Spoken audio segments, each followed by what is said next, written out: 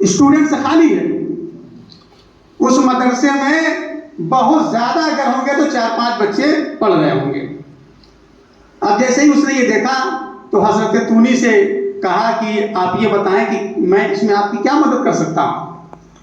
तो उस वक्त तो उन्होंने कुछ नहीं कहा, लेकिन कुछ दिनों बाद वो खुद जो है बादशाह से मिलने के लिए गए और बादशाह ने पूछा कि ये बताइए कि आपका मदरसा कैसा चल रहा है।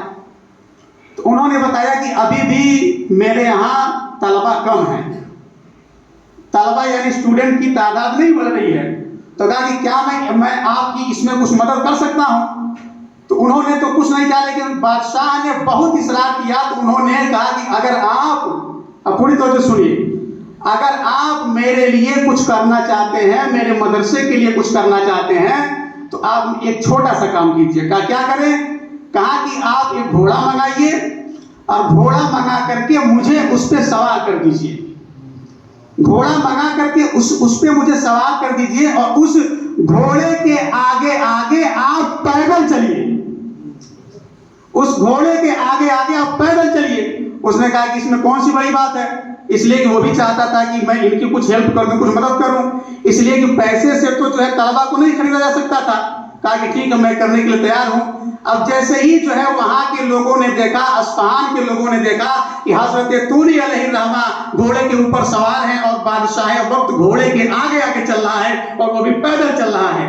तो अब उसके बाद जो है एक राउंड जब शहर में घूम लिए, तो घूमने के बाद ये अपने घर आ गए और जो है हजरत तूनी अलैहिर्रहमा मदरसे में पढ़ाने के लिए चले गए।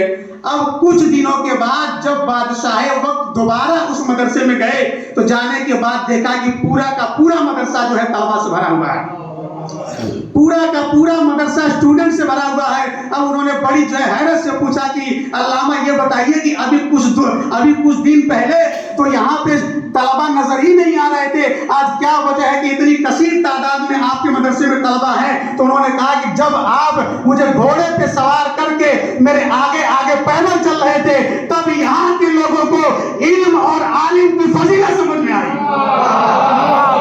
तब यहाँ के लोगों को इल्म और आलिम की फजीलत समझ में आई कि क्या वाकई एक आलिम की इतनी फजीलत है कि खुद बादशाह वक्त भी उसके आगे पैदल चल रहा है।